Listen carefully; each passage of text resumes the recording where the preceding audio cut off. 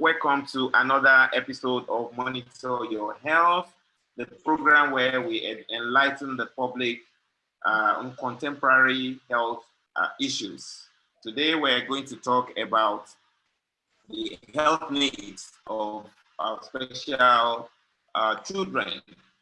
And with me to discuss the topic, I have Dr. Baliqis Alatishe Mohammed. Before we go into the topic, my name remains Dr. Femi Ogunremi, and I'm the host. I will be, asking the questions today, while we look forward to, catching up with the public to also enlighten you. Just as a kind of a housekeeping, I'll let you to know that the internet is a little bit sluggish today, and we'll just try to manage through during this next 30 minutes. So you're very much welcome, Dr. Baliqis Alatishe Mohammed. Hello, Doc. Good morning, Dr. Good to be with you. Good morning. Thank you so much for joining us today. Can the public meet you? Can you introduce yourself to them before we go into the business of today? Okay, just like you did, I'm Baliqis Alatishe Mohammed. I work with the Kwara State Ministry of Health. You're very much welcome. So today we're talking about, the health needs of children with special needs. I know that this topic might look, it's not a very common topic that people discuss here, and that's why we have to bring it to the limelight. So when we talk about, children with special needs, what do we actually mean?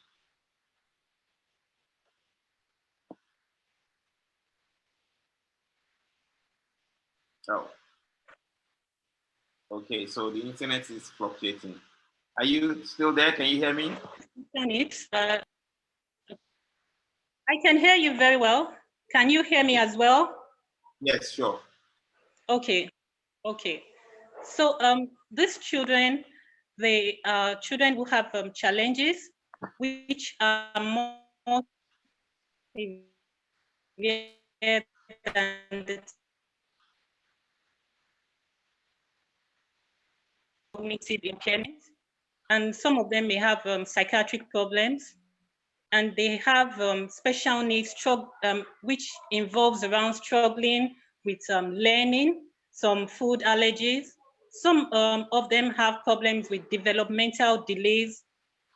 So these children, they need extra support and additional services in fulfilling their academic, social, and emotional potentials. They sometimes need a lifetime guidance and support in dealing with everyday issues. So it doesn't mean that they are not actually smart or talented, but they face specific challenges that a normal child might not face. So these are the category of children, and then some of them they are classified. They may be children with some physical problems, like maybe they have limb problem, muscular dystrophy, or they have epilepsy. Like I said earlier, they have developmental issues like children with Down syndrome, autism, dyslexia, and some of them could just be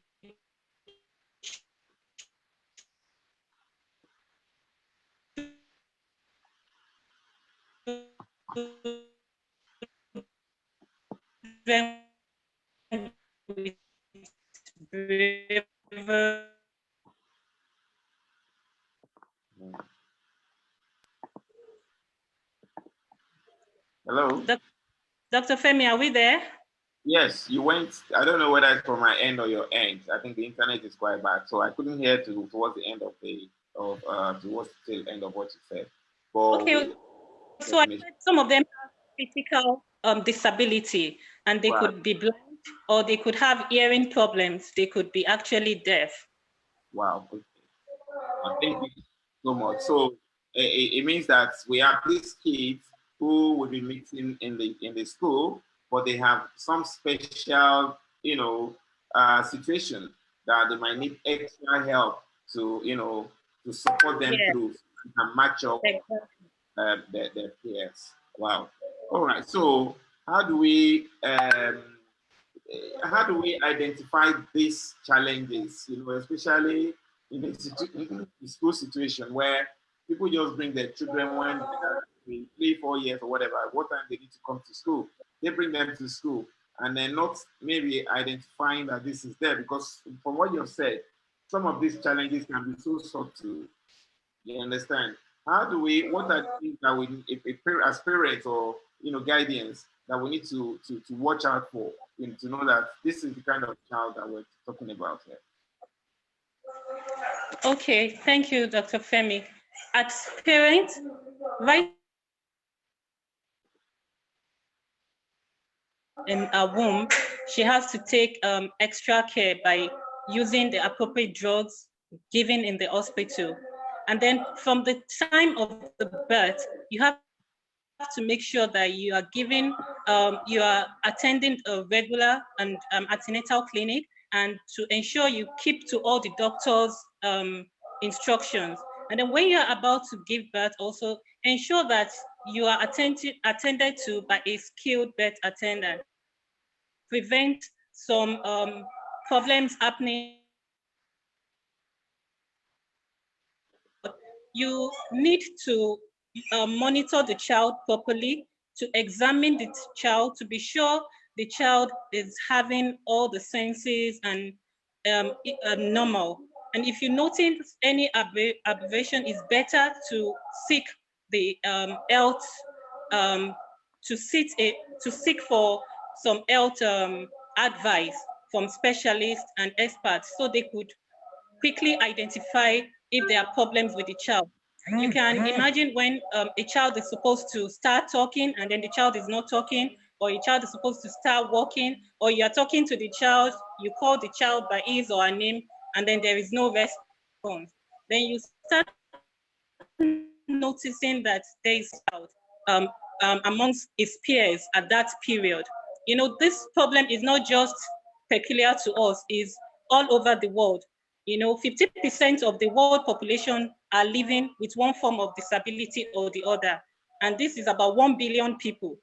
In developing countries, we have about 80% of this whole figure in developing country. And among, like you said, it actually affects their education, because you see more among the less educated people than those that are educated. Like 19% are seen among the less educated people, while only 11% are seen among the educated people.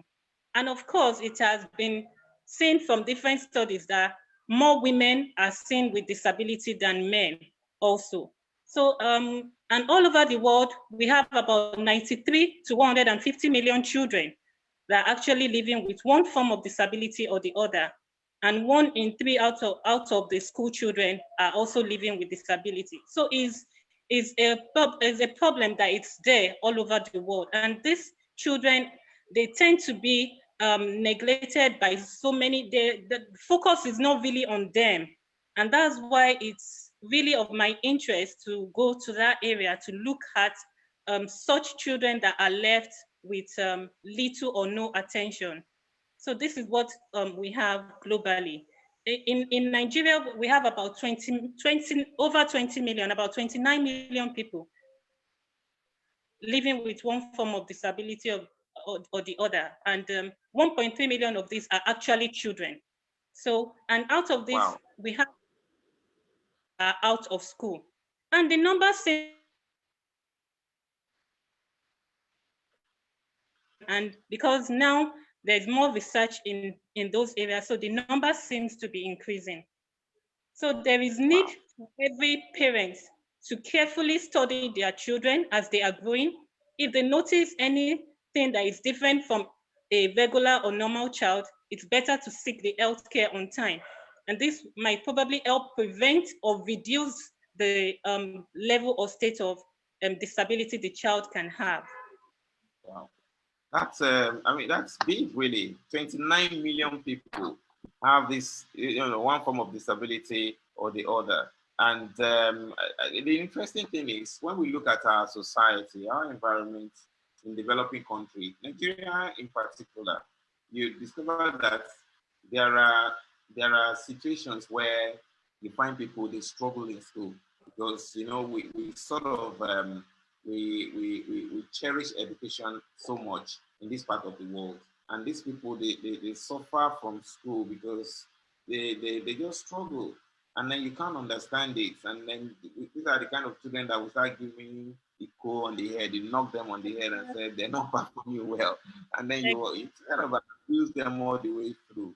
So, looking at the cultural aspect of things and looking at how our school system is, what is it that we can actually do in identifying these people and picking them early? Because it sounds to me like, which I'm sure we're going to go into, that there are things that we might be able to do to help alleviate these challenges, especially with the pain that the children will go through.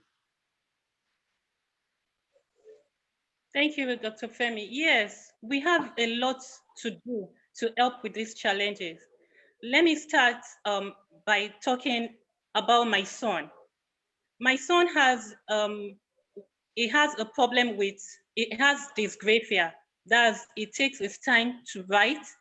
He has problem with writing. So if he has to go for an interview that is oral, he does very well in that. But if he has to do, he will do very bad in that. So what I do as a parent is I ensure that understand his problem and they help him fit in to where he's better fit. So instead of telling him to do most of his work as writing, they give him, they challenge him with oral exams, oral interviews, and he does pretty well because I was able to do this. And like you said, instead of helping the child, they discipline the child unnecessarily, without knowing that this child actually needs their help. This child is actually going through some problems, and which they cannot identify as parents or caregivers or, as caretakers for the children. So it's very important for us right from the homes to be able to identify that this child has a peculiarity, and then we let the the places where the child is going to interact with other people, we let them know that this is a particular problem with this child, and if you want to get the best from this child, this is what you have to do. And then from there, it moves on to the society, by also, you just don't look down on anybody in the society that this person cannot hear, and just assume that they cannot fit in. But if you are able to understand their peculiarity and help them to fit in properly, then you will be able to get the best from them. And then it doesn't stop at the society, it moves on to the government level. You see, recently now they just the National Commission for People with Disability was finally constituted last year in August 2020. And this is going to give these children a lot of opportunity to be able to get their rights, because the commission is responsible for making sure that this set of children have access to good education, to good health care, their social and civic rights are met, and other matters that are related to them will be handled by this commission. You can imagine we have waited all this long till last year, August, before finally constituting this commission. But it's a good thing that finally it is done, and then we hope that the children will benefit from it wherever they are. Wow, that's a very good one. I think it's a step in the right direction, because I was gonna ask that. Look, there's a lot of situations where these children, where they're stigmatized, and stigmatization is a big thing, because you have a child who has Down syndrome, and there's only protecting them. And we're in an environment where, in all honesty, disability is really not, people with disability do suffer, because in developed countries, just to put things at par, if you go to anywhere, there will always be that provision for somebody who has one form of disability or the other. There might be a lift that needs to be provided. There might be, you know, a walkway for the disabled people. There might be a car park for disabled people, knowing that fully well they might need, you know, space or big space for certain things or the other. But in Nigeria, that's not there. Instead of that being there, what we then find is people are being stigmatized. Is there this particular I don't know what did you call it? Is it policy or something that's been put in place? Is it there to also support things like this that will make life easier, or can you throw more light to that policy and let us know about it? Yes. You know, like you said, in the developed world, they have access to everything that makes their life easy.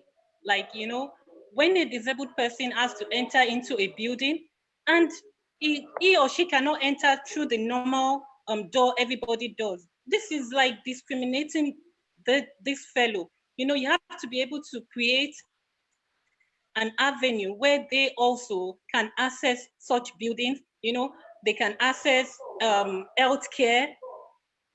Recently, I was doing a study among vagrants, and it will interest you to know that they are not ready to go to government hospitals because they said that if they go to government hospital, they are discriminated. Nobody wants to attend to them. But there is a particular private hospital where they get the best care. Once they enter that hospital and they know that, oh, this is one of the vagrants, they give them the best care, they reduce their fee. If a private person can be doing this, then I think the government should be able to do better. You know, this will give, it will make them feel among, and they would also be part of the whole society at large. Yes, also there was a study I conducted among children in schools for special need in North Central Nigeria. And um, it will interest you to know that really the government is actually doing some to some level, trying to make these children feel like a regular child, but they can still do more. Unlike the general thing that has been like, okay, there are more women that are disabled. From my study, I was able to see that there are more boys in the school. Well, this is probably because of some Nigerian factors that prefer to educate the male child, you know, and then many of the students, as in higher proportion of them, had hearing problem. So if you look at that, you would know that there is a need for the government to concentrate more on facilities for children with hearing problem. And even in the school, they make assessment for these children. And some of them, they were discovered that they are not actually deaf. They just have some chronic illness of the ear, which and their parents have already condemned them as this child cannot hear. But in the school, they were able to find out that this problem with this child is manageable. And from there, the child was able to start hearing, and that was a way out for such a child. So even something that was missed at home will be given to the child in school. So, and then many of them in these schools, they have their families also with one form of disability or the other. And you will realize that these parents are such that know that, oh, I need to give my child education. Although some of them will still make the children go out begging and all of that, which part of this commission is trying to do. They want to stop child street begging. And this commission is going to stand out to do that as well, because you are not supposed to make a child go out begging when the child is supposed to be in school like the other colleagues. Also, I was able to realize that they are not actually, before I went into the school, I thought I would meet them very ill, very dirty. I felt that, but to my surprise, very few of them had come down with malaria, just like you and I. They were looking very neat, even despite their challenges of being blind or deaf. They were still able to take care of themselves, and their teachers and caretakers also were doing their best for them. So, and at the end of the day, I was able to conclude that despite their disability, it did not affect their adequate health needs. They were still able to meet their health needs, and if we can have more of these schools everywhere and these children are able to go in there, then the place will be a better place for them and all of us will be happy. Because for me, I found happiness seeing that these children are doing well with their education, with their health. So if we stick up to all of this, then we'll give them a better life to live. So it's not just what individuals will do. The government too has a lot to do. Wow. Thank you so much. The issue around almajiris and all these things is one major thing, because it's not only, when we look at a lot of situation in terms of security that happens, I think when we break this thing down, you can see that this can be an issue. When people take people off school and then they get them to go on streets when they're supposed to be learning, when they're supposed to create a skill towards, a better living. And then when they suddenly go past that stage, when it's very difficult to actually manage them, then it becomes difficult to manage. And that can then lead to, the insecurity and things like that that's coming in our world these days. And people need to know, we will play to, people in position of power to place, look into supporting people with all this marginal, situation that can, with a little support, they can get and find their way through the pathway in life. Now, a parent might be there sitting down and watching and saying, okay, so what do I need to do? Now I realize this is the situation with my child. Can we advise them on, ABCD way that ways that they need to follow, the pathway they need to follow to look for help? For if there's any help around, around where they are. Yes, thank you for that. Well, if you are a parent and you have been in dilemma of how to help your child, first of all, you can go to a health center around you. If they are able to, there are a lot of institutions around for children with special needs. Some of them are kept in foster homes. Some of them are in this type of schools I'm talking about. In this North Central, we have about 18 of them. If you can actually um, identify one of them and try to take your child there so that they can undergo proper examination and they'll be able to tell you, okay, this is actually what is wrong with your child and we can help your child this way. And if they are not able to do that, they can get across to you, Dr. Femi. I don't know if they have an access to you, and then we can help them out by talking to them, knowing what exactly is wrong with the child and directing them to the exact place that the child needs. There are a couple of places around, even in Lagos, everywhere, where these children with different disability are being helped. But if any parent finds it difficult to identify such, then we can definitely assist them with it. Thank you so much for that, because that's very key. And the other question I was going to ask is I know Nigeria, we run capitalism for the form of healthcare, where people have to pay out of pocket. Are there some financial support, or is it something that they have to still come and pay? Because that might be a question that people might want to know. Okay. Well, most of these places tend because they are run by NGOs and some private people. And then the schools, like the schools where I studied, they are public schools, and they are offering free service. Anything. All they need to do is to go to the school. If their parents take them, the government is taking care of all those, because they have philanthropies, government, paying for their school fees and their care there. But there are some private institutions which I will not be able to speak for what it in terms of what they have to pay to access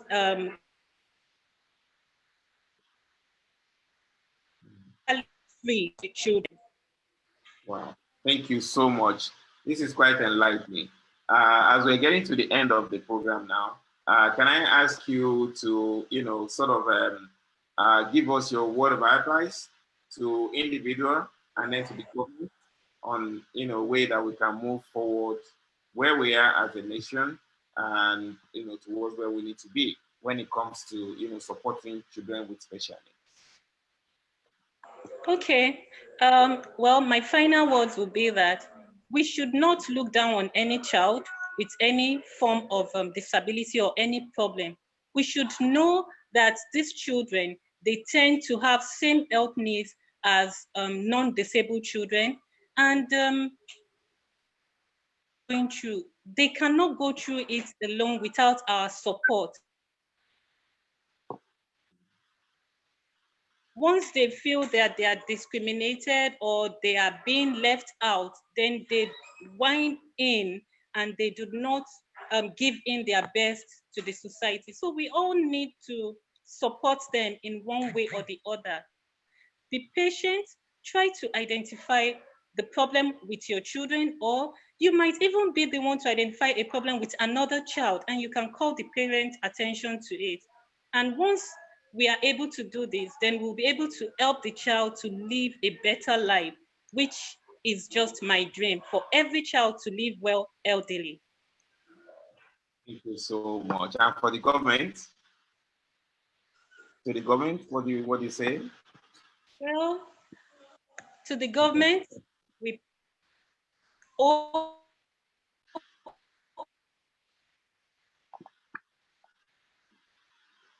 a smile on their faces.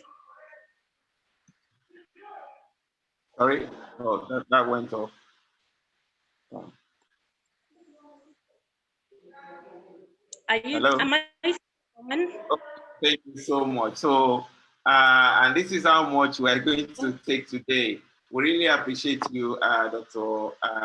Alatishe Mohammed, for giving us your time and to come and share and enlighten us on this very interesting topic today. And to the public, we've heard about special needs children. They are children with special needs, genuinely.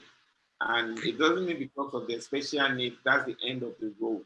A lot of these people end up doing great things in life, but the support has to be there. And that is where you and I then become very important. And the parents, as they struggle along, we need to make their life easier. Let's get away from the room of thinking about, creating an environment for them and lock them there and then, make them feel isolated. They're already isolated. We can only make their life easier by supporting them. And to the government, we can only plead. We thank you for what you have been doing. And we pray that, all you need to be to work as a leader, leading us in the direction we're going, will be granted. And we pray that you will be able to do more to support this group of people. So as it stands today, we would like to say thank you for everybody for joining us on this edition. And then we look forward to, meeting you again next week when we come up with another topic. So thank you and have a wonderful weekend. Bye-bye.